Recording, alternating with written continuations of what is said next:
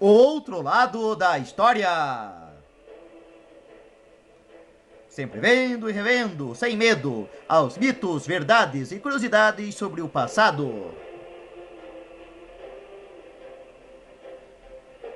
Programa 14. Solidariedade entre ditos opostos. Os poloneses que ajudaram a libertar o Haiti.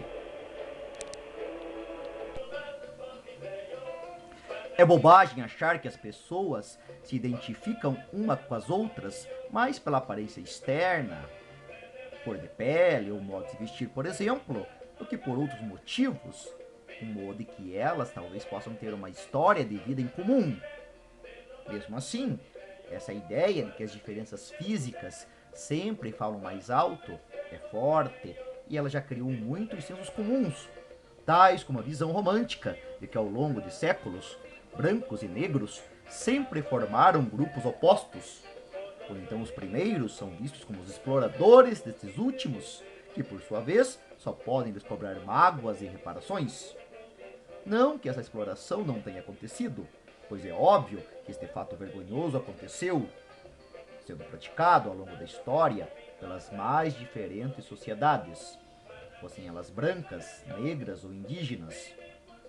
Fosse que explora se aproveitando de alguém diferente dele, ou pasmem, até mesmo alguém que deveria ser um igual. Por exemplo, já ouviram falar de feudalismo?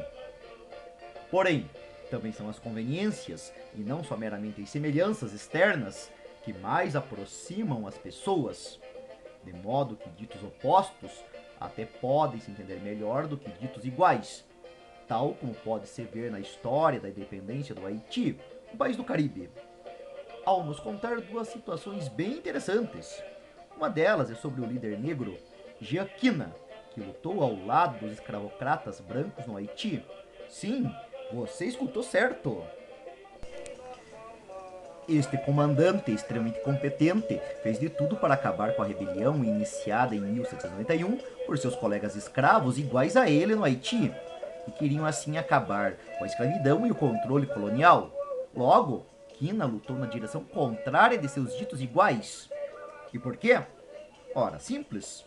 O que mais, além da cor da pele, ele teria identificação com seus ditos iguais, os quais ele discordava e por isso não teria nada a ganhar com eles.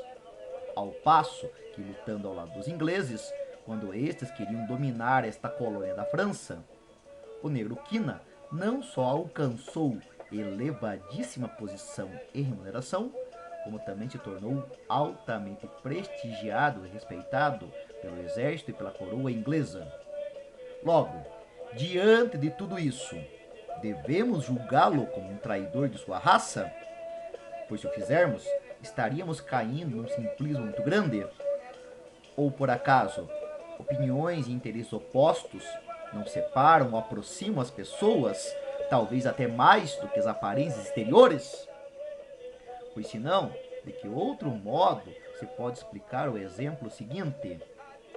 Um exemplo de afeto e solidariedade, sem envolver nenhuma ligação de cor ou de língua que possa ser justificada no senso comum. Uma pequena ou grande, dependendo do ponto de vista de cada um, dívida de gratidão deste bravo país, o Haiti, para com os poloneses, ou polacos, como muitos preferem dizer, na libertação do Haiti, concluída em 1804. Mas como? Os livros não costumam destacar isso. Mas sim, milhares de poloneses lutaram na independência do Haiti, dando a sua vida por isso. Para tanto, que se entenda, Napoleão Bonaparte, o afamado general e governante da França na época, também tirava vantagem dos anseios de liberdade de muitas populações, assim inimigas dos seus inimigos, como foi o caso dos poloneses. Esperançosos de que a França assim ajudaria a sua nação, a Polônia, a se libertar da dominação promovida pela Prússia, hoje Alemanha, assim como também pela Rússia e pela Áustria. Por essa razão que legiões de poloneses engrossaram as gigantescas tropas de Napoleão. E foi assim, quando este quis reprimir a rebelião haitiana, ele enviou então, em 1802, 50 navios, onde também havia um total de 5.200 poloneses neste contingente, os quais, logo se sentem decepcionados em combater as forças escravas do líder negro Toussaint Louverture, ao invés de lutarem pela libertação da sua terra natal. E foi assim que, aos poucos, esses poloneses criam maior identificação com os rebeldes haitianos que eles deveriam combater.